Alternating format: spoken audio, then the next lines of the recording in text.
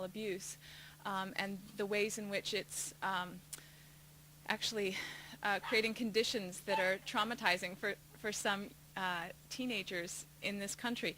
But many folks, I find, even though this phenomenon has been around for about 15, 20 years now, are really not familiar with it. And I myself was not familiar with it when I first encountered this whole phenomenon back in 2005. So just sort of as a quick show of hands, how many people, when you hear this topic of institutional abuse of youth in specialty residential programs, is that something that sort of rings bells for you that you've heard about? Okay, so you've heard a little bit. Okay, so a few people have. Okay, all right.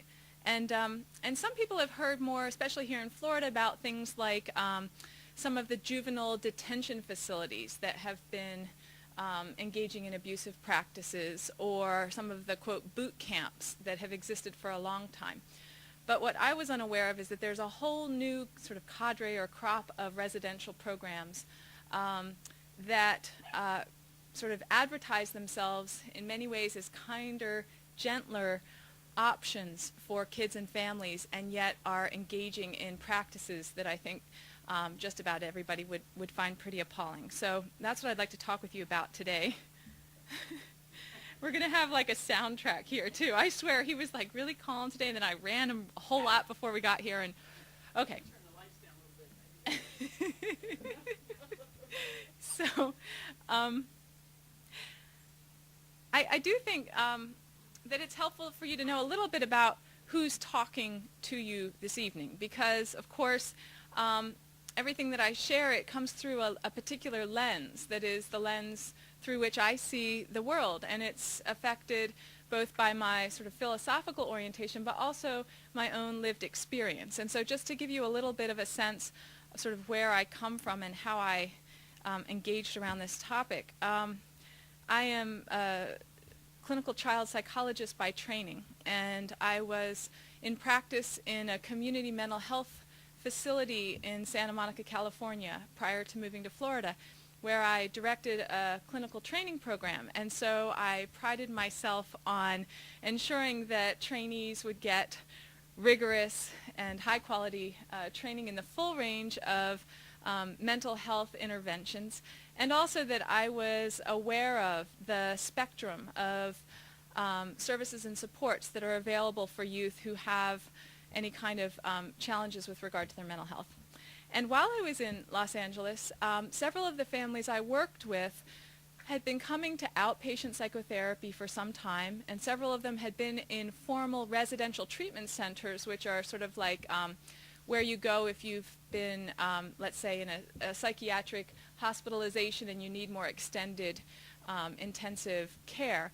But they'd found that those weren't helpful. And so several families actually came to me and said, you know what, we found this really amazing program online, and it just looks like a perfect fit for our teenager, and you know, we're thinking about this as an option. And at the time, I felt like, you know, we would review the materials together, and sometimes I'd even have an opportunity to speak with folks who were affiliated with the program, which is sort of good practice. And as I you know, thought through these decisions with families, I felt like I was acting as a sort of a responsible and respectful clinician by supporting families' choices to send their kids to these kinds of programs. And there were several, maybe I don't know, 3 or 4 families with whom I worked or with whom my trainees worked.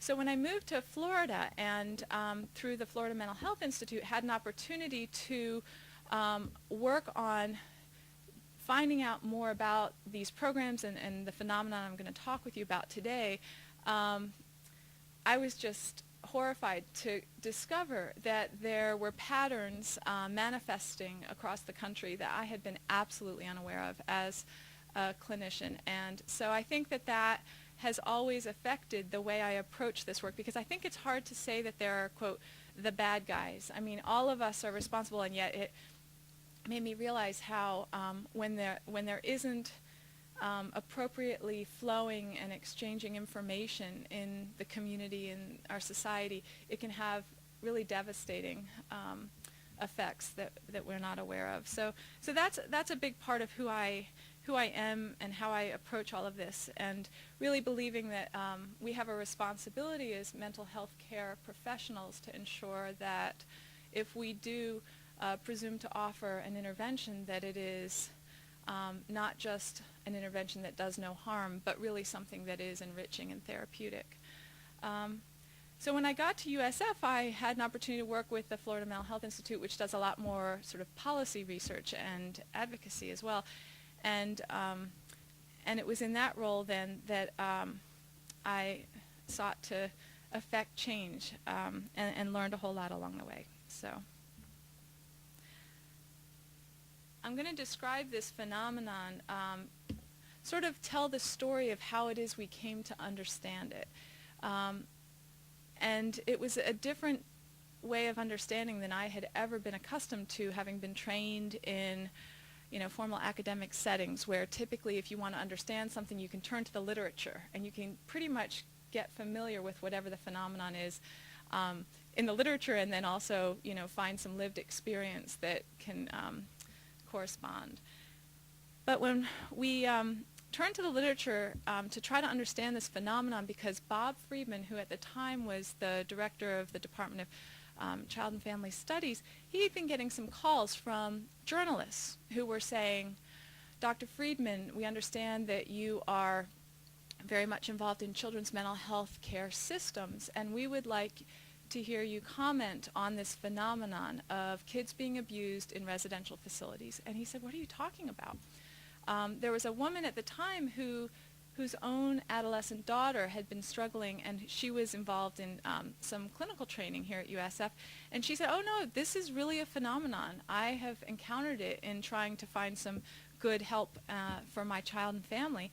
And so Bob had said when I got to USF in 2005, well, how about we find out what's out there? So that's sort of how we got launched into this exploration. And in turning to the literature, there was absolutely nothing in terms of literature in peer-reviewed journals that are those journals that we would typically turn to. And yet, thank goodness for Google, if I Googled some of these terms that we were hearing about, therapeutic boarding school or residential treatment and abuse, there were a number of published accounts in newspapers and in magazines, things that are part of how word spreads, but not necessarily through the academic literature.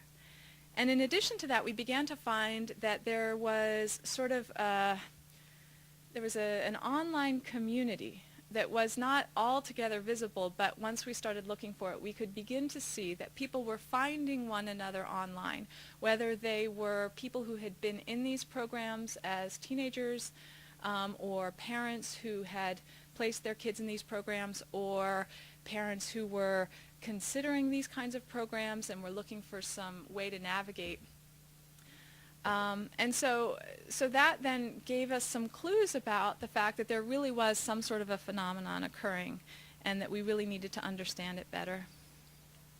So we really did sort of read everything we could get our hands on, and this is just an example of one of the articles that was out there. Maya Salovitz has written a book about this, this phenomenon as a journalist. And several people have actually written their personal accounts. So Julia Shears has written a book about her experience in one of these programs. And I think I've got in my bag, which I can share with you if you're interested, another account that came out recently that was by someone who decided to publish it independently, now that you can do that, and asked me to write sort of a foreword or an end bit for her book because she wanted to share her story. So these were the kinds of things that we were finding, and what we were seeing in this set of articles and accounts was a coherent description of a booming industry of residential centers, which was somewhat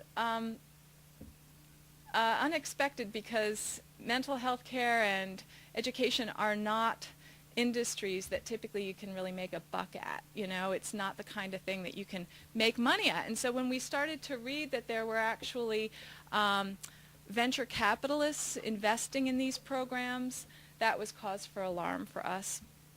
we started to read about